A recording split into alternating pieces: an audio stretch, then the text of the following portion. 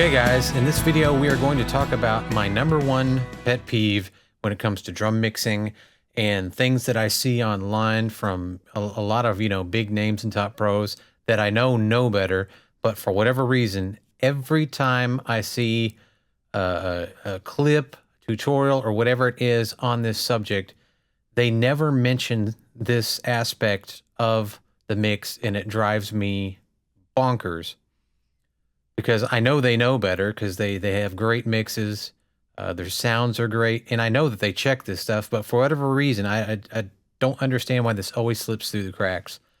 You get drum tracks in, and in this example, I'm going to over-exaggerate this issue because these drums were recorded very well. They were recorded at Sound Emporium, so they sound great as is, but there's one topic that drives me just nuts. And it's the fact that when they start going over how they process the drums, they'll, because more often than not, again, these are really recorded well. We may get something that's just not recorded well. And that's usually what this stuff's kind of covering is, how they address, getting bigness out of something, out of the kick, out of the snare, any of that kind of stuff. And they will mangle it to death with EQ. And it may be what you have to do because it may be, just what you have to work with.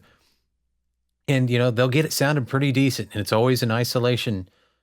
And they never mention checking the phase, because when you start EQing to death stuff, especially on drums where you've got to put it back in, where it's going back in with the overhead mics, room mics, all that stuff, when you really heavily EQ it, the phase changes can change dramatically depending on what kind of EQ you're using, how you're using it. One of the first things they like to do is, I use this snare as an example, that they'll carve out the bottom to get rid of that junk underneath where the kicks live in the bleed and all that.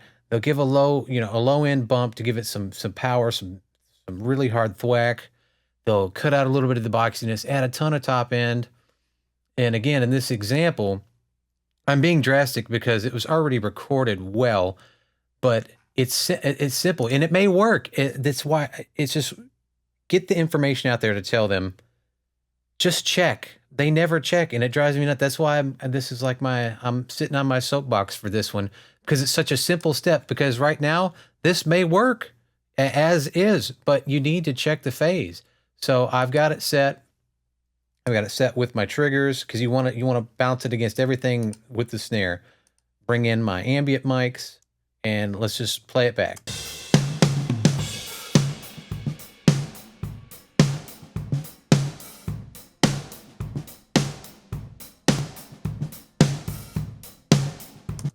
In that example, flipping the phase did make it sound worse, but at least I checked.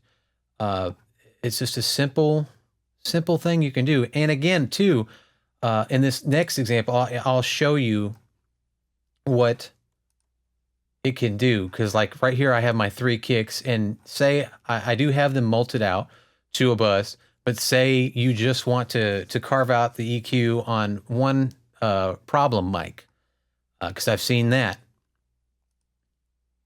And again, I'm being drastic with this because a lot of home recording stuff are things that you get from people where it's just less than ideal. They didn't know how to really mic it. You'll see some EQ like this very frequently, even more dramatic than this. And just an example of what it can do to the phase is we can zoom in here, and let me turn the kick group off. We'll freeze this track in time, and you will see what it does to the phase with that kind of drastic EQ. You can see right there, it totally changed the phase response. If you look right here at the waveform, if we kind of just go back and forth, I mean, that's a dramatic shift. So it can start fighting and competing with different frequencies. So in those instances, it may sound better as is or worse, just flipping the phase. So in these instances, I like to use this guy here, Little Labs phase alignment tool, because you can not just time delay it, you can actually adjust the phase rotation. And I just use this because use your ear. At that point, after you've EQ'd it like crazy, go in there with this and just highlight a section and just start listening with your ear and find where it gets fullest and biggest. And, uh, then you're good. But you have to do that. Don't just EQ it, throw it back in. I know it's been preached a lot now. Don't try not to stay in isolation so long. You want to hear it against the track. And I know all these people, all these bigger names know that. So please put it in your content that check the phase, because it could make a world of difference if you're having to do drastic EQs and you're not using linear phase filters or things like that. And again, especially with drastic stuff where you're using a lot of high passing and stuff like that, you may get pre-ring, which is going to ruin the transients if you're using linear filtering, and you don't want to do that. A better alternative may be to get in there and use some type of phase rotation tool or something like that. But do that after. If you have to do drastic EQ, check your phase, not just flipping it, but see if there's something with time alignment or if there's something with the actual phase rotation that will help get you a bigger, fuller sound and not have some weak, thin sound that you can't figure out why you're getting that. And it may be because you had to EQ a snare to death, and in isolation, you're like, yeah, I got it sounding pretty good. Then you get it back in the track. Well, it's probably going to be something to do with the phase at that point, because like with these tracks here, I typically hand align all my phase just because I'm OCD like that. I like having positive polarity and things being time aligned, except more often than not, I'll leave the rooms time delayed, because usually especially if it's a bigger room and it's so, the mics are so far back, the time delay is far enough that all of those big initial transients are gone. You're still getting that sense of space.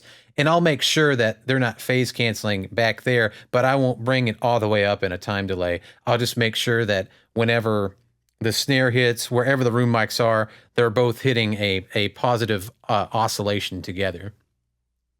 But this was just a quick video to kind of just,